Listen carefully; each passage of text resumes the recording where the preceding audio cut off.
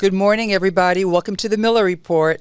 Today's guest is somebody pretty special. You know, we talk on the Miller Report about politics, about real estate, about bringing New York back.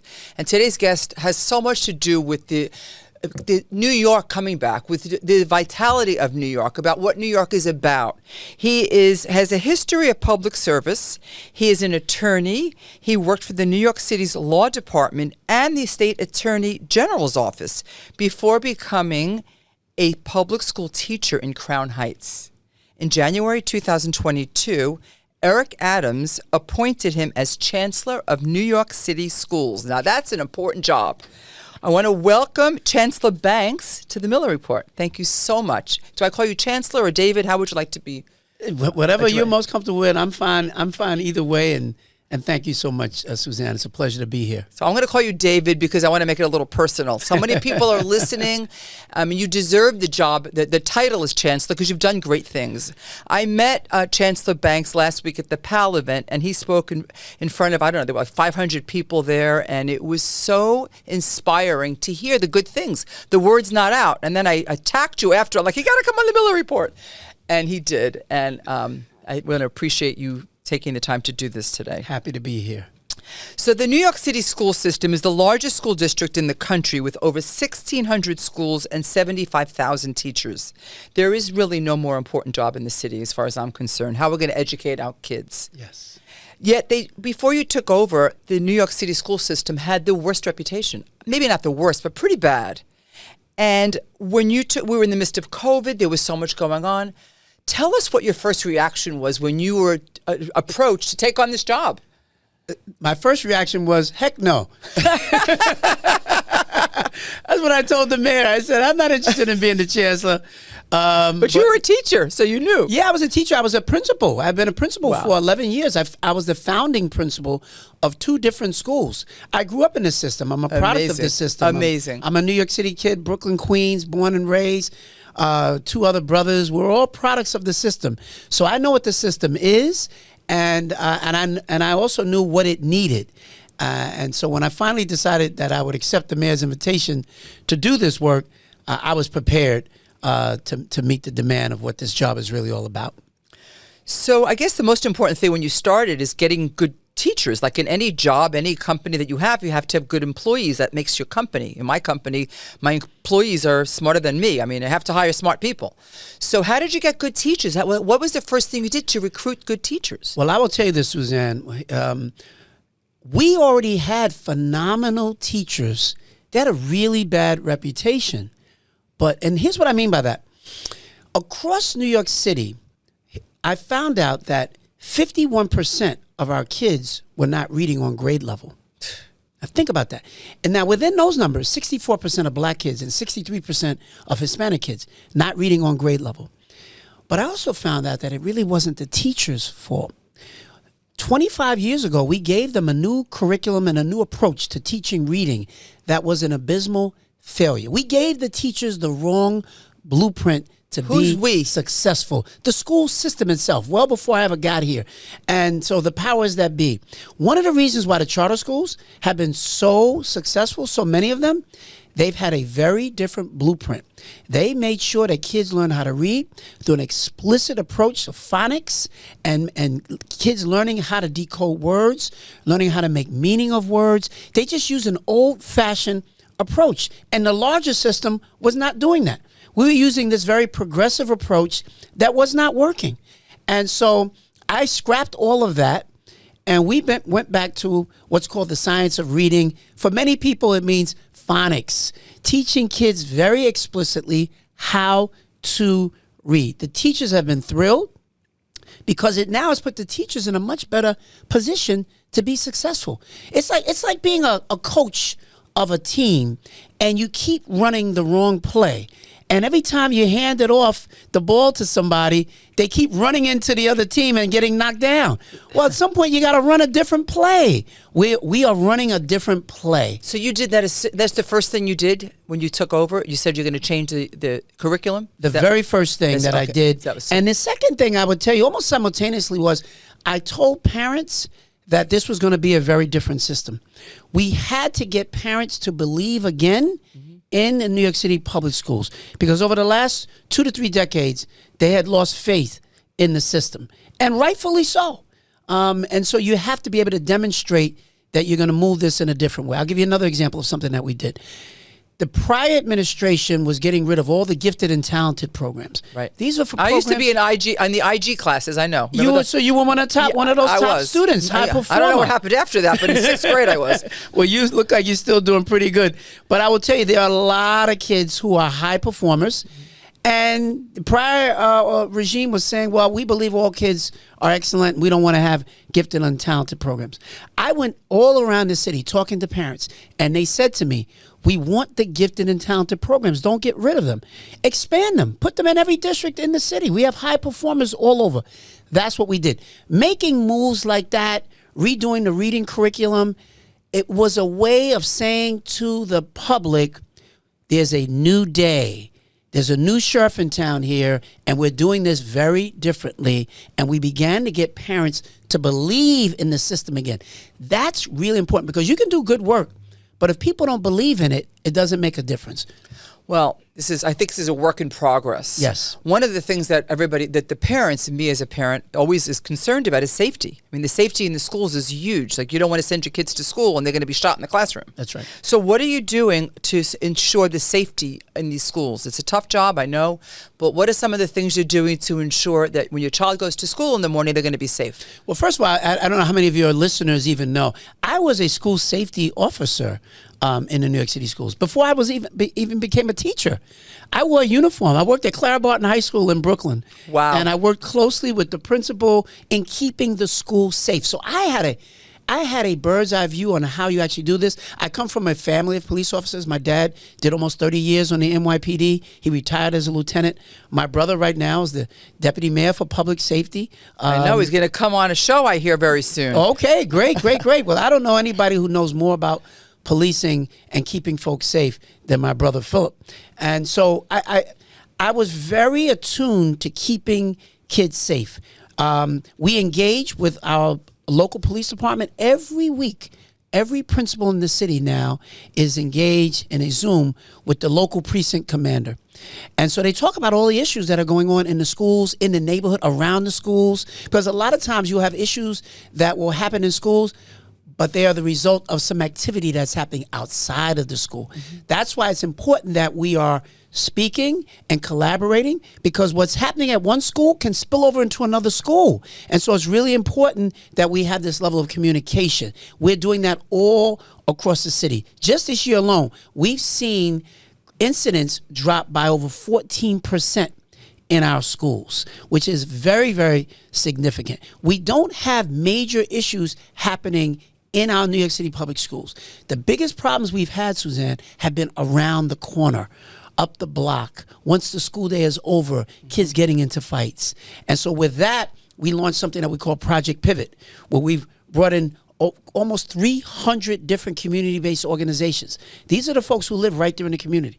They help with safe passage. They're mentoring kids. They're providing all kinds of other opportunities to say, the village has to play a role. The community has to play a role. Schools can't work in just complete isolation.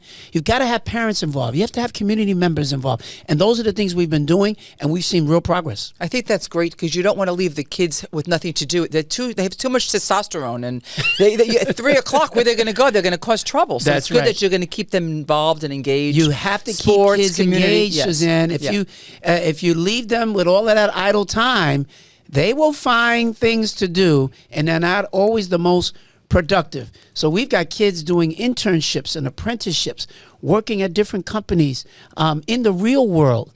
It makes all the difference. And those are just some of the things that we've been doing. Let's talk about the cell phones. I'm reading that Governor Hochul talked about banning it. You talked last week about not allowing it. How practically will you do that? And I think it's a great idea. But how do you? So what is the new program going to be? Kids will get. What are they going to get? Truant offices come to them if they bring a cell phone. Like, how are you going to handle that? No, we don't want to be that extreme. I will say this: universally, not only in New York City, all across the nation, principals, teachers are telling us that the cell phones are a real problem in school. I've spoken with leaders in private schools, some of the top private schools in the city, and they're saying they're struggling with What do you this. mean? Corporations, my staff, everybody. That's the world. People don't focus. They're on their phone. Everywhere you turn, they're on the So phone. how are you going to practically stop this? What will the consequence be? Well, let me tell you this. We already have almost 400 of our schools right now that have already adopted a cell phone ban, which essentially means kids can bring their cell phones to school. We don't tell them, we want them to still be able to maintain communication with their parents. That's very important in terms of their safety as well. But we also wanted our kids to know that once they're in school, phones are a distraction. We can't have them. So we do a couple of things. We use these pouches where kids they turn their phone in at the beginning of the day, and it goes into a pouch that's magnetized. There's somebody from the school who will do that, and you put it in your bag. You can't access it for the rest of the day. At the end of the day... What do you mean you can't access it? Meaning you can't get into the pouch, into the bag. Picture a baggie. Picture a Ziploc baggie, and your child puts the phone in the baggie, and it's locked. So they can't actually Who get has into the key? it. The school leadership, the principal, the deans of the school, the assistant principal. And so we're already doing this in a few hundred schools right now. Those schools have seen a dramatic increase. So they're holding their phone, but they can't access it. They can't access it, right. So if there's an emergency, they can raise their hand and say, I have to call my parents. If there's an emergency, absolutely. We've got other schools that have what we call these lock boxes, where basically you'll put your phone in the box, it's kept in the central office, and then at the end of the day, you come back and you're able to retrieve your phone. And that's really, really important. So there are a number of ways in which schools are doing it. We're getting ready to make an announcement next week about this. And listen, this is a very large system. There's 1,600 schools. Right. It's a lot of schools. Everybody doesn't necessarily have to do it the same way, but we're going to send a very strong message that cell phones have no real place in our schools. They're not really being used for any academic purpose. We've got kids just on them. They're perusing the internet. We've got parents, unfortunately, Suzanne, who are texting their kids all day long. I know. And with all kinds of things that are just they have nothing to do with school. And so what are you announcing next week? Tell us here in the Miller Report. Come on, we need some PR. I know you got your publicist here. Well, I don't want to preempt the announcement, Suzanne, but just suffice it to say that it will be a message that will go out to all of the schools around the city. First of all, we're going to provide the data so that they're clear what's happening here. There's a national data. We have a parent who's also a journalist. He wrote a book. His name is Jonathan Haidt. He wrote a book called The Anxious Generation, and he talks about the impact of the internet and phones on our kids and how our kids have now become fully addicted to these phones. And so we're going to present that data from The Anxious Generation. He's studied schools all across the nation, and he has been the number one person, a New York Times best-selling book, that has said, at the very least, at the schools, you got to take those phones away. And I'm going to tell you something else. The schools that have already done this have said, and the kids have told me, we actually talk to each other now.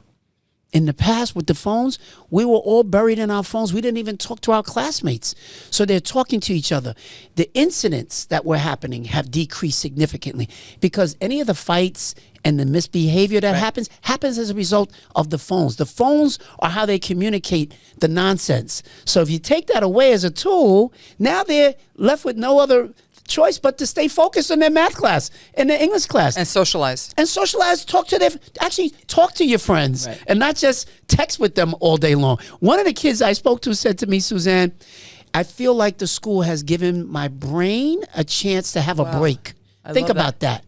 And we want to do that for kids all across the city. I'm going to throw out my phone. You should. Let's talk about your career connecting learning. I know you started to talk about that earlier, but I think that's a great thing where I heard you say that you're going to connect businesses kind of like some of the institutions do on the colleges. Yes. You're going to connect kids with companies. Tell us about that. I asked this very basic question, which is, why do we send our kids to school in the first place? What's the purpose of school? And for too many kids in too many schools, they can't even answer that question.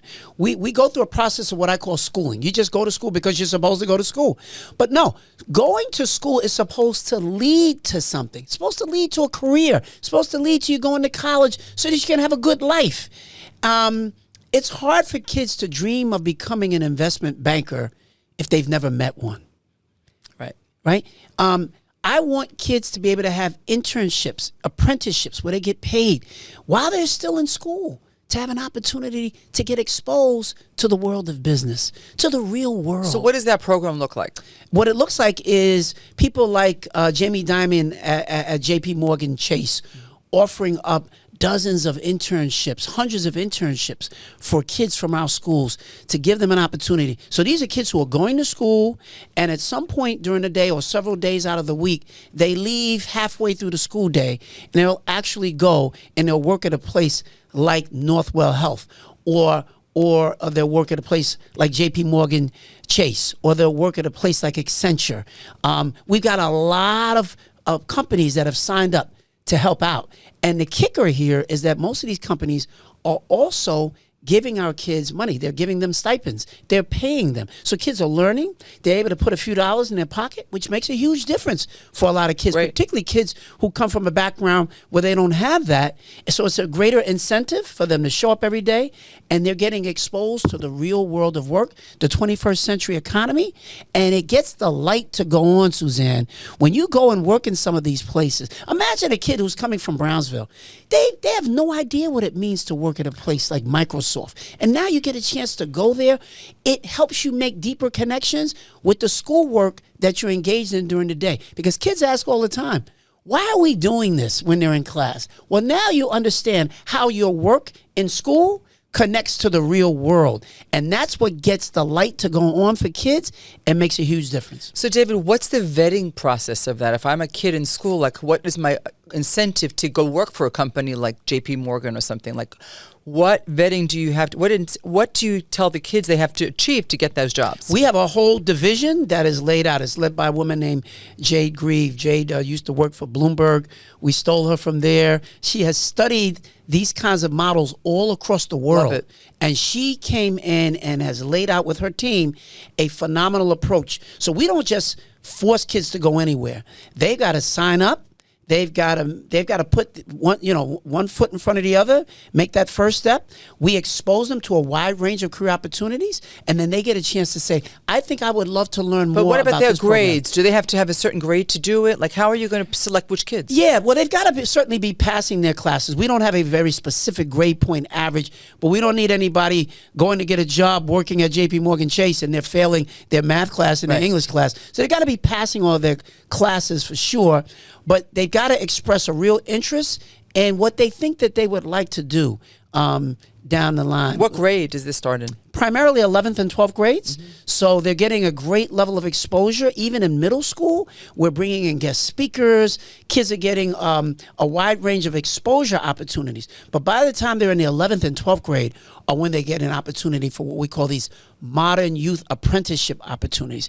Think about this, Suzanne. We've now put into the pockets of our kids over $8 million of stipends for them to go and work in some of these companies. Amazing. It is transformative.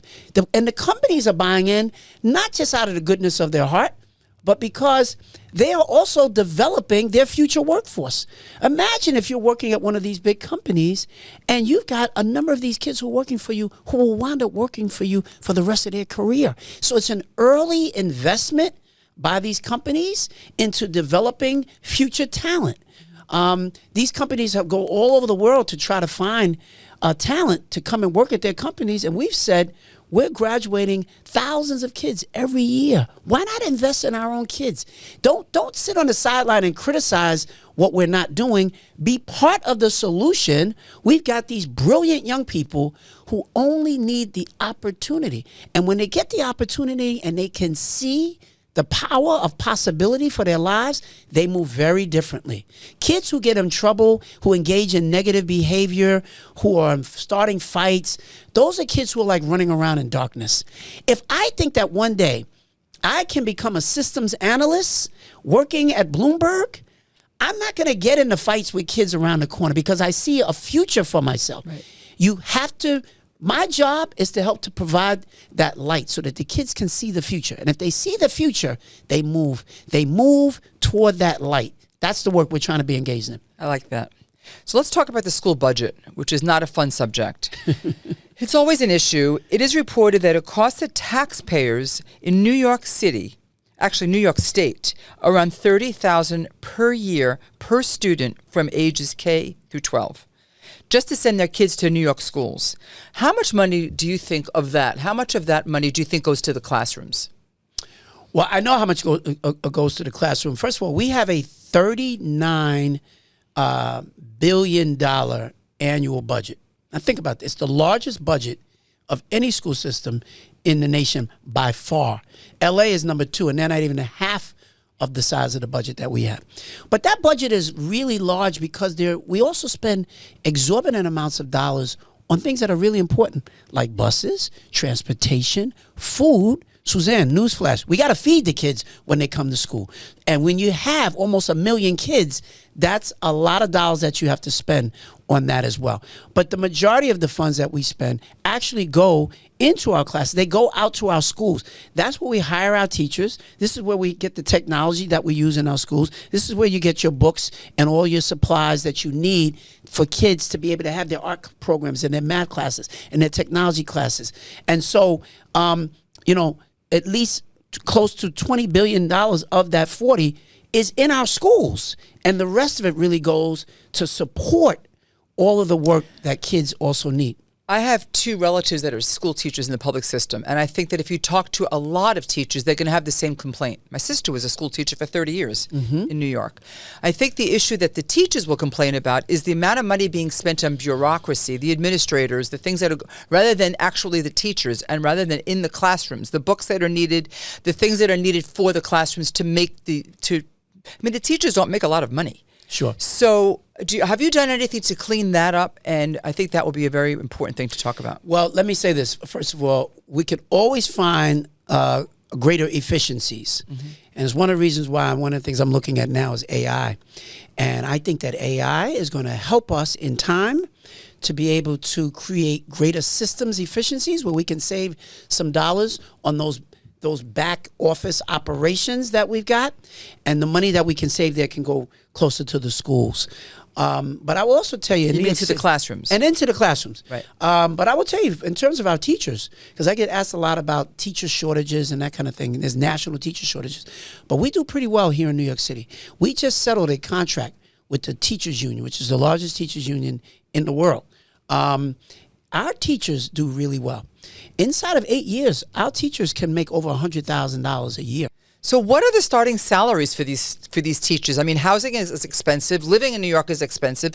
What is the starting salary for a teacher? Starting salary is over probably close to 50. It's upwards of $40,000. With this new contract that we just put in place and that the mayor settled with the teachers union, starting a salary for a new teacher is upwards of $70,000, over $70,000. That's a huge deal. And within 8 years, you can make over $100,000, and you can max out at about $150,000. That's just as a teacher. If you've not even gone on to become an administrator, there are a lot of people who can have a good career with those kinds of dollars. So that's why we feel like in New York City, we're doing well and that's going to help us with teacher recruitment as well as teacher retention. Well, I think you should give more to the teachers and less to the administrators, but that's just my opinion. No, listen, nobody becomes a teacher to get rich, right? So teachers come into the space because they care deeply about kids and they want to make a real difference. But inside of 8 years, I taught for almost 8 years, and I wasn't making anywhere close to $100,000. If you come on as a teacher now in New York City schools, in about 8 years, you're making about $100,000 a year, and it grows from there. So there are a lot of small towns around the country where people don't make anywhere close to that. So New York City schools, on average, do better than most. That being said, it is a very tough job.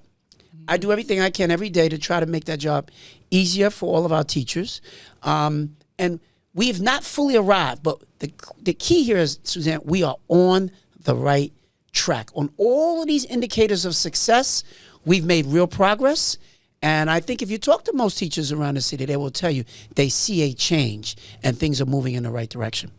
How are you handling the migrants? Like what feedback? What are there, like 400,000 families that came here. They have to go to school. The teachers are not making more money. They don't speak the language, so they're probably holding up the other kids. You're not having any teachers' assistants in the classrooms for this.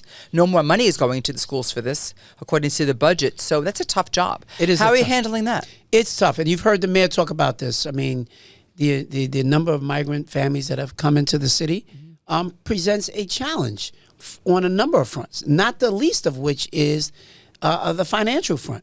Right. Well, we've not gotten real dollars to support this. Right. So the mayor's had to make some tough choices together with myself around what we can do.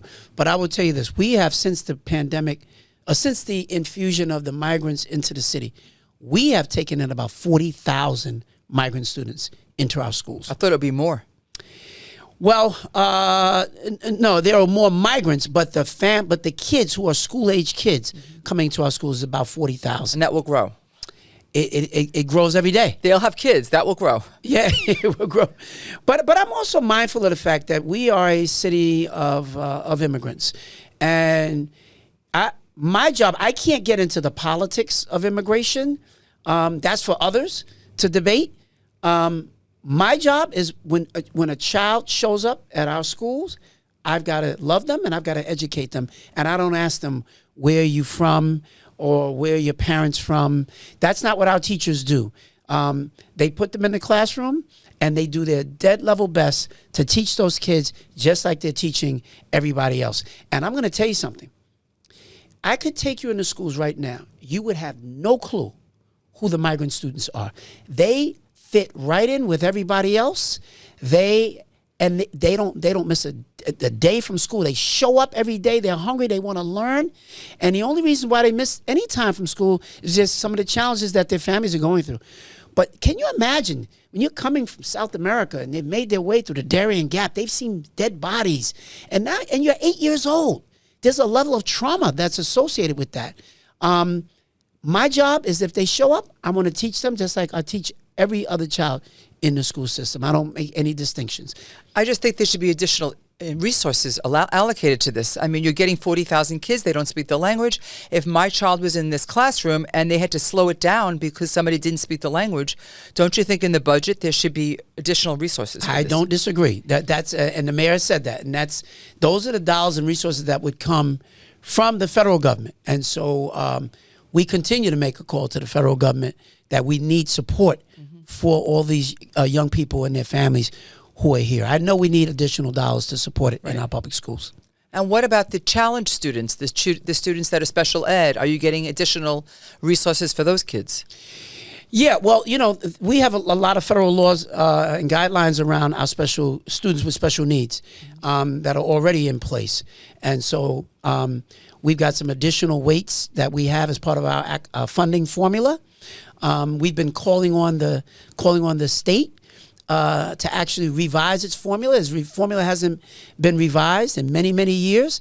There are actually public hearings that are going on right now. People are speaking out. I was one of the first people to testify to say that the state needs to revise its formula to provide additional supports to schools Has to be. for kids with special needs and kids who are concentrated levels of poverty and kids who are living in homeless shelters. We need additional dollars because those kids bring more challenges to the classroom. We love all of the kids. We just need the resources to support it. And if we do that, we can get the job done. So yes, we call on the state and we call on the federal government for continued support. I think you're the guy to speak up. Are there teachers' assistants in the classrooms anymore? When I went to school, there was always a teacher's assistant. Oh, sure. So you have that still. Yeah, many teachers' assistants, many paraprofessionals. I don't dictate those. That we give the money to our schools, we give the money to our principals, and then the principals make those decisions. Sometimes people will come to the chancellor and complain, we lost an art teacher, we don't have an art teacher. Why would you take the art teacher? I don't take the art teacher. I don't make the hires for individual teachers. The school principals are given their budget based upon the number of students that they have, and then it's left to them. And they work together with their parents, their families, what we call school leadership teams, which are other teachers and others.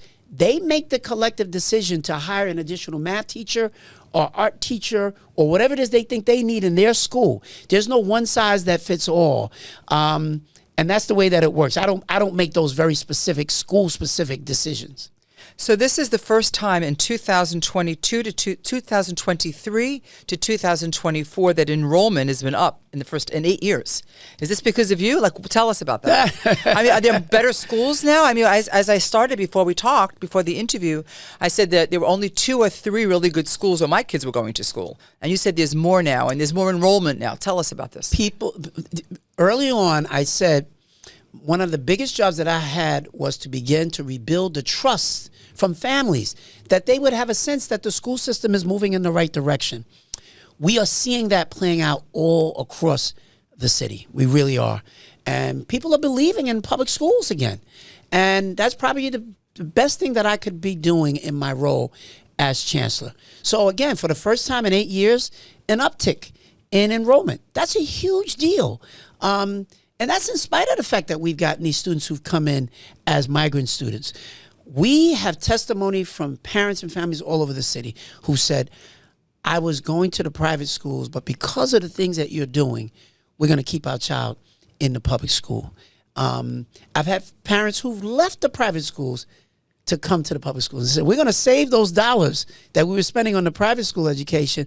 We'll save that for his college tuition. But in the meantime, we're loving what you're doing, and we can see the progress. So people are believing again. We're not all the way there, but again, certainly moving in the right way.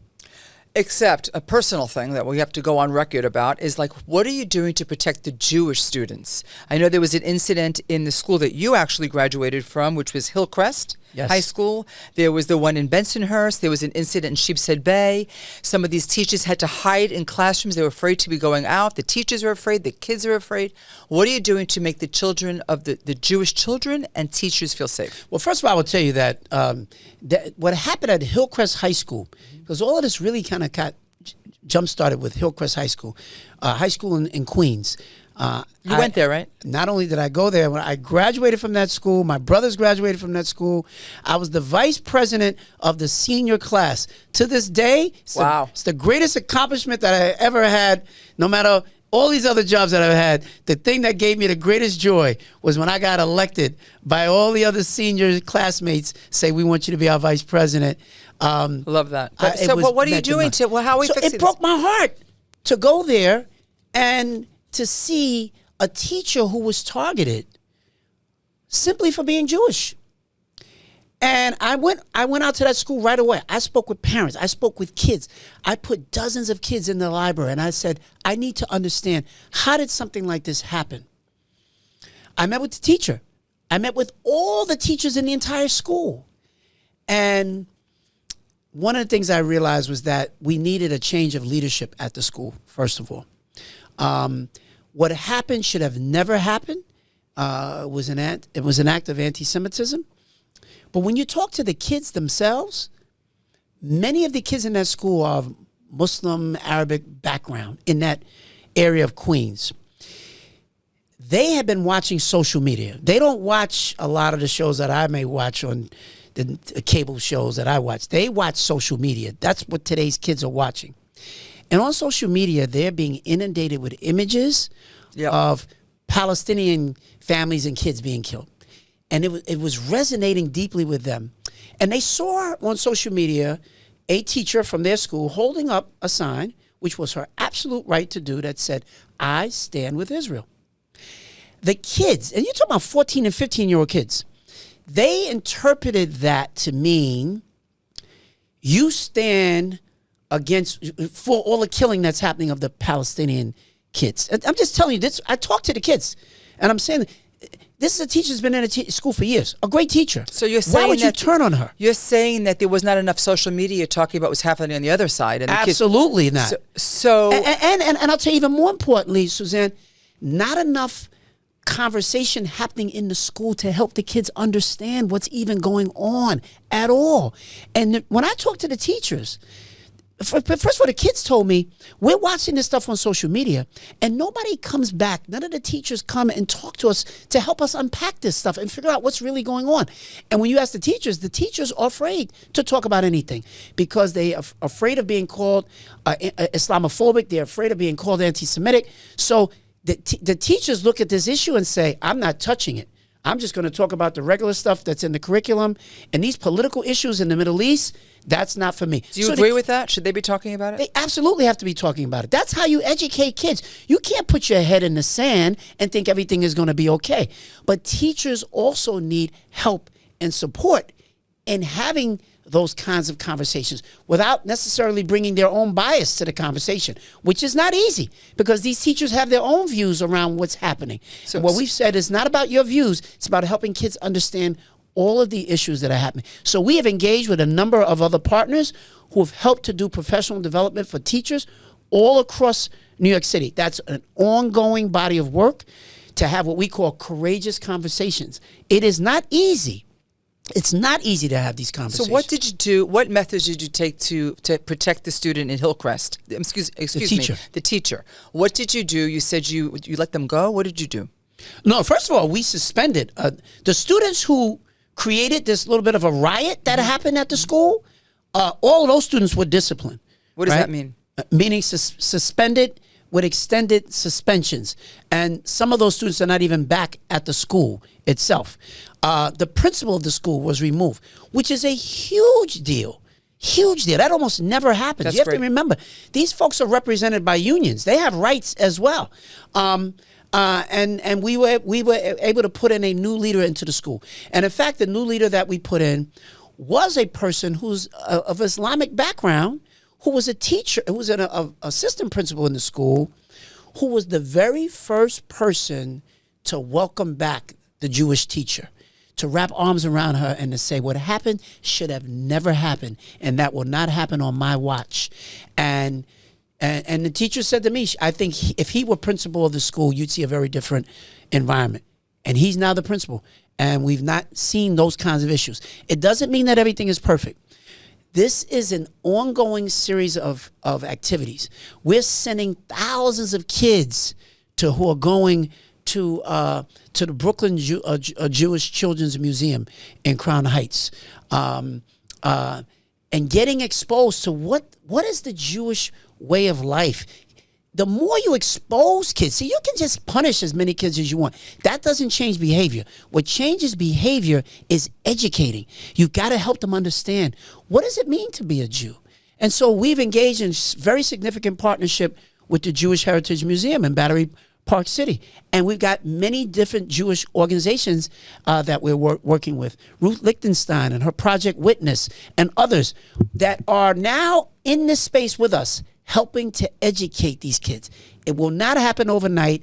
It takes place. It's what we refer to as meeting the moment. What are we doing to meet the moment? And that involves education.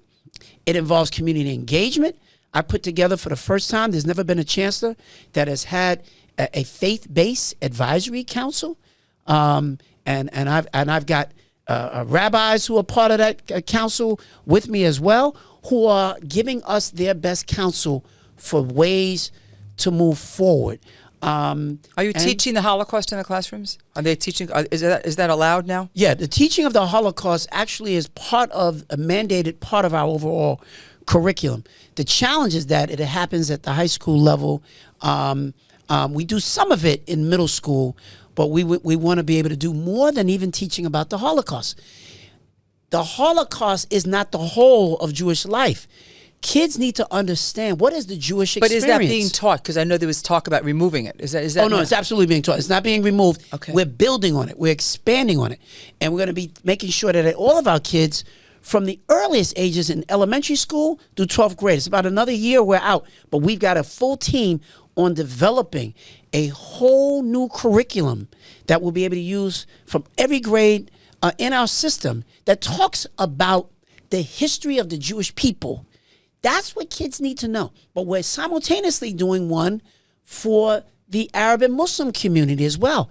The more that kids learn and understand, then you put the kids in a position where they don't see their other classmates or their teachers as the other.